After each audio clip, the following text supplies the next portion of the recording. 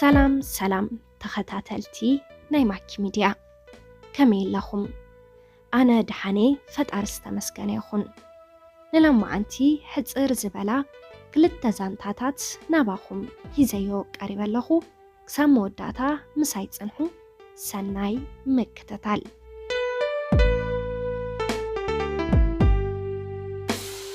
ሓንቲ ኣደ ንቐታሊ ወዳ ይቕረ ኢላትሉ።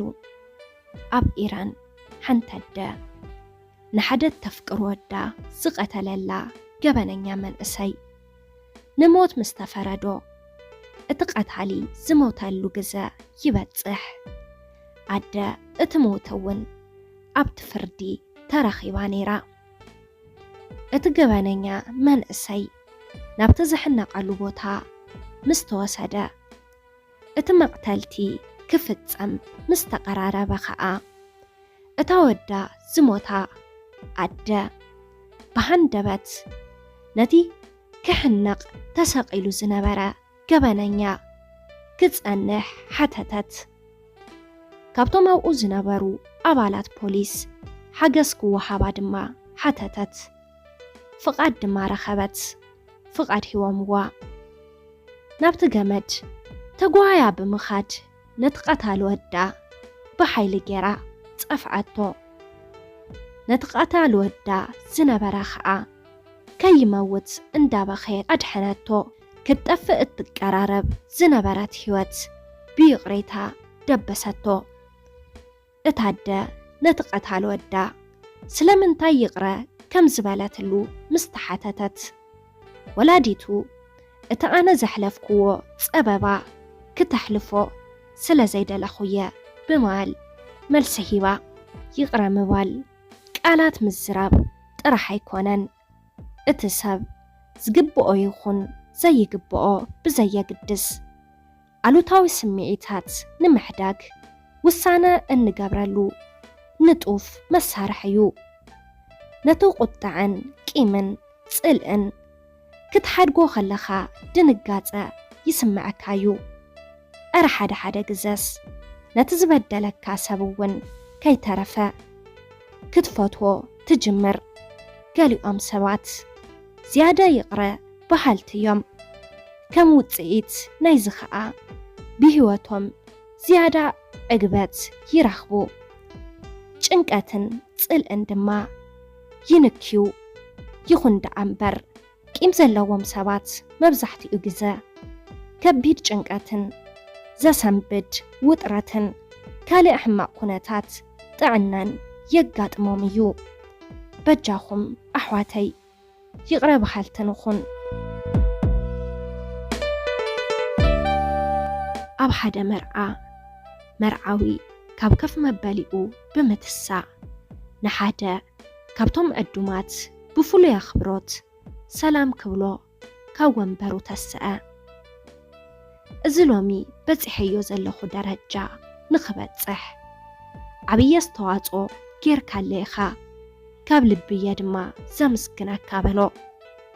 ዕዱም ብምግራም ኣበይ ዲና ንፋለጥ ኢሉ ሓተተ። ቅድሚ ነዊሕ ዓመት ናትካ ተምሃራይ እየ ነይረ። ሓደ ግዜ ሓደ ኾፍ መባህልተይ ጽቡቕ ሰዓት ጠፊኣቶ ኣነየ ድማ ሰሪቓዮ። ክላስ ሙሉእ ናብ ቅድሚ ተውፂኻናስ ዓይንና ክንዕመት ኣዚዝካና። መወዳእታ በብሓደ ድማ ጅባና ክትፈትሽ ጀሚርካ።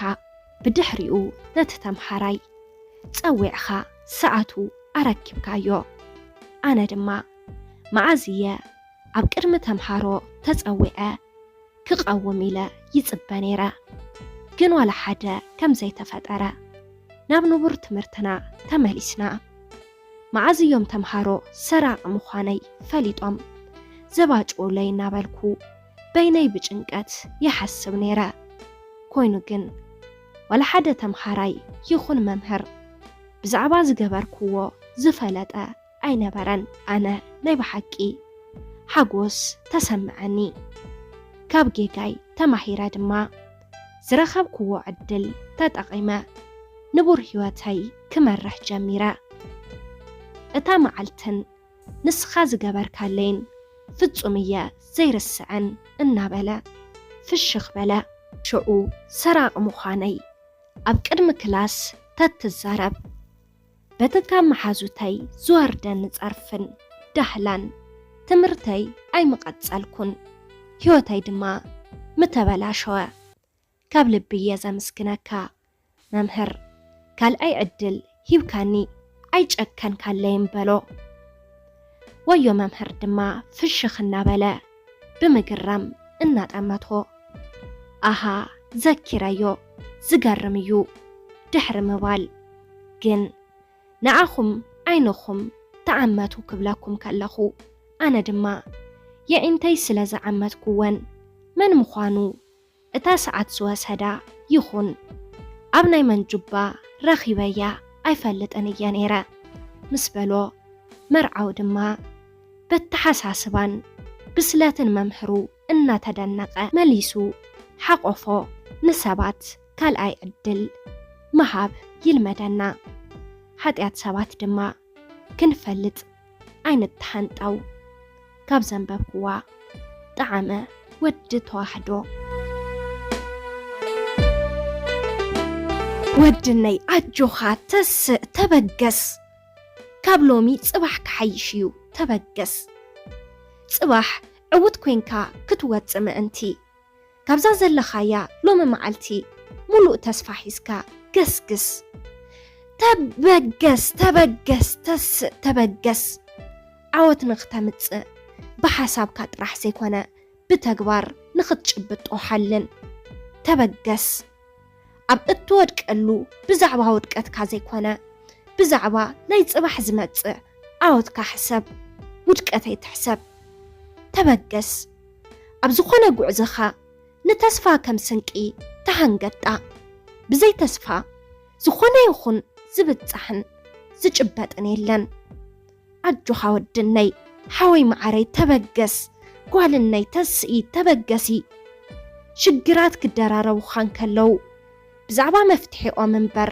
ብዛዕባኦም ምሕሳብ ኣቋርጾ ሽግራት ዕምበባታት ሕይወት ምዃኖም ዘክር ሓፍተይ ሓወይ ኣጆኻ ተበገስ ካብ ልቢ ተበገስ ብበዝሒ ናይ ሰባት ምብስጫው ምስ ዝበስሐካ ናብ መንገዲ ዓወት ትኸይድ ከም ዘለኻ ተረዳእ እሞ ትባዕ ተስእ ጠንክር ተበገስ ብዛዕባ ሎሚ እትሰርሖ ሕሰብ ሎሚ ካብተን ተሪፈን ዘለዋ ናይ ዕድሜና መዓልትታት እታ ዝበለጸትን ርግጽትን ዕለት እያ ተበገሱ ንበገስ ኩሉ ግዜ ናብ ዓወትካ ከብጽሐካ ዝኽእል ጠባይካ እዩ ስለዚ ኣብ ዝኾነ ይኹን ንስኻ ጠባይካ ምእዙዝ ይኹን ተበገስ ወድነይ ተበገስ ጓልነ ንበገስ ብሓደ ትሕት በል ትሕትና መግለጺ ድንቁርና ዘይኮነስ መግለጺ ፍልጠትን ስልጡን ባህልን እዩ ብቐንዱ እውን መንገዲ ዓወት ብትሕትናን ዓቕልን ትዕግስትን እዩ ዝብጻሕ ተበገስ መንገዲ ዝኾነ ዓወት ምቾ ኣይኮነን ውጽኢቱ ግን ምቁርን ሰላምን እዩ ተበገስ ሕዝውን ብናይ ትማሊ ጌጋኻ እስሩ ምዃነ ቋርጾ ኣብ ናይ ሎሚ ምእራምካ ዝያዳ ዕውት ምዃንካ ፍለጥ